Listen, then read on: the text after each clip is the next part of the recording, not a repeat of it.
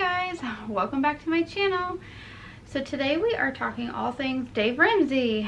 It's not going to be a very long video. I don't think any of these Dave Ramsey updates are going to be particularly long because I don't really have like a whole lot to get into. I told you before in my first one back in, I think it was December, that I wasn't going to tell you my total debt until the very end when it's all paid off. I'm not going to tell you anything except for the debt that I'm currently tackling. I'm not going to tell you my income or anything like that. The only thing I'll talk about is how much that I paid off like that month. I'm going to come to you once a month and give you an update on how the debt journey is going. I'm doing this for two reasons. One, so you can kind of follow along, and two, I feel like it'll help me stay accountable knowing that, you know, in just a few weeks I have to come back and tell you like how I've been doing. So I thought that that would kind of help me to want to pay more and more and more because I have to come and tell you what I've done. So all right.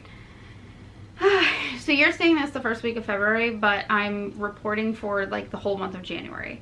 I came to you in December and I said this is what I'm going to start doing in 2021, and here's the goals that I want to have set by the end of January. So I wanted to save my $1,000 emergency fund, which is baby step 1 with Dave Ramsey, and I did that. I was able to put $1,000 into our savings account. It actually has $1,000.01 because of interest.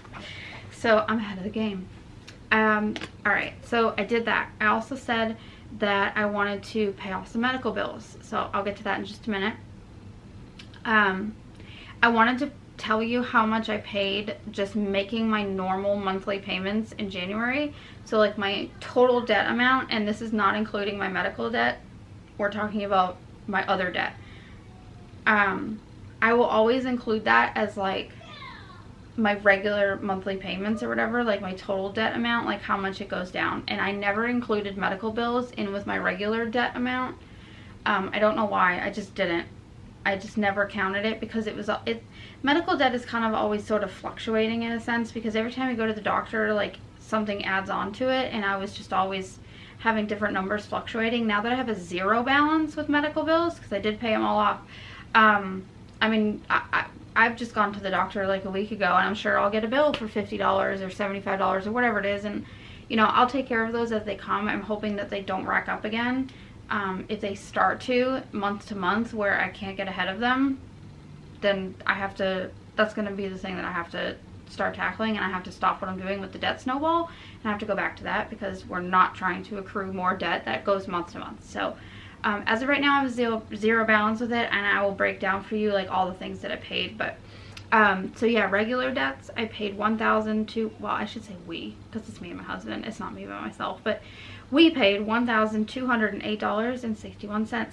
Can you imagine if we did not have any debt, where I could put $1,200 and then some, because I paid a bunch of other stuff, like what I could be doing with that? I could be saving for, you know, baby step number 3 is you save your fully funded emergency fund. So you save for 3 to 6 months of expenses, which I don't know what that'll be when we get there. When I think about it now, considering how much debt we have, like my brain is like, that's like $30,000 for 6 months. But if you have no debt, then that number is probably a lot less. But yeah, that's how much that we paid on everything else. So like our total debt amount outside of medical bills went down by $1,200. I'm super excited to think that we could have $1,200 more per month, because we could like go to Disneyland. I could save up for that. Like we could do so many things, like obviously after we saved the fully funded emergency fund. I mean, I could do that in like a year. But even just that, a fully funded emergency fund, probably. I don't know the numbers just yet. But anyway, all right, so let's talk about the medical bills that I paid. Okay, so let me break these down. Willow had a balance from when she was born with the hospital, and her balance had started just over $1,000, and I was making monthly payments. It was probably more than that. $50 a month was the monthly payment I was making on that, and earlier this month when I paid it off, it was at $550. So I paid that off in full, $550. I paid off from when she was born, her portion. I have these broken down in different ways, and I'll just tell you like the actual payment amounts, because I had to go back and look at like the numbers that got charged to my HSA and my debit account. But I can tell you that my account just recently was at $1,613. And $1,500 of that was still from paying the hospital, but the original balance was like $2,500. And I have just recently paid that off in full. But here's the way that the payments break down. I paid $550 on her account. I paid $157.20. That was for some doctor's appointment. $50.56. That was for some doctor's appointment. Okay, and then the rest of this is what I was just telling you about, this 1613 or whatever. I had to pay it 3 different ways. I'll explain why. So I paid $100.55. I paid that off my old HSA card from last year. My company changed HSA accounts, so I was getting rid of that card from last year. I maxed it out, like that's it. It has a 0 balance and I'm going to close the account. So that's why there's that odd payment. That's what was left on that. I paid $650 off of my new HSA card. My company puts a lump sum payment on it once a year in January, and then I also am putting $50 a paycheck onto my HSA card to cover things as they come. So it had a high balance. It had like $850 on it. I paid $650 because I don't want to max it out. I wanted to save for emergency. Like there was one time like I had a UTI and I went to the urgent care and I had to pay $100 and something like right there on the spot. I could not, they wouldn't bill me later. I had to pay it that day. And like had I not had the money, and that's a terrible thing to be going through, and I needed medicine for that. So I will never ever leave myself where I wouldn't be able to pay for an emergency like that. So I left $200 on the card. So, and then I told you guys I was getting a bonus and that I wanted to spend like a good bit of it on medical debt. So between my paycheck, my husband's paycheck, and the bonus that came in, I paid $862.70 out of straight out my debit account, which medical debt is supposed to be tax-free, so that's actually going to be a tax credit next year, if that's even the way taxes work next year. I don't know. So in total, in the month of January, I paid $2,371.01. Oh, I didn't tell you those first 3, the $550, $157, and the $50. I paid those out of my debit account also as well. That came out of our stimulus payment at the beginning of the month. And then that also, the stimulus put the $1,000 emergency fund away. So, not that really the specifics really matter, but yeah, so, we put $1,000 in emergency fund. We paid $2,371 of medical debt off at a 0 balance, and we paid $1,208.61 of our regular debt. And so that's how the month of January went. It's not going to be that nice next month. I put down here, I had to buy an iPhone. It's $641.99 is what I paid for my iPhone 11. It was on sale, and my husband needed a new phone, so he actually took my 8 Plus and told me to buy myself a new phone. I didn't want to buy the 12. I really did not want to spend a lot of money. I went back and forth between the iPhone XR and the iPhone 11, and at the end of the day, I was like, I'm going to spend an extra like $200 to just get the 11, because if I buy the 10 a year from now, it's going to be so outdated that I just feel like my money would take me further if I went with the 11. I don't know. It's just a choice I made. Typically, I don't like to spend that much money on phones. I don't even like to spend more than $400 on a phone, but I'd be willing to go to 5 because I paid $450 for the iPhone 8, and to me that was like way more than I should have. I paid $200 for the iPhone 6. And then I paid $450 for the 8 Plus. Now here I am paying like almost $650 for the 11. I mean, this is, I don't like this upwards trend. I don't like paying all that money for a phone. It just seems silly to me, but here we are. Hopefully this phone lasts me like 4 years. I hope, at least, maybe 5. I don't know. That's probably unrealistic. I'm not sure. But yeah, so that's how January went. Now, looking forward to February. So my next debt is my personal line of credit. I took out my personal line of credit in January of 2016. Yes, 2016, no, 17. January of 2017.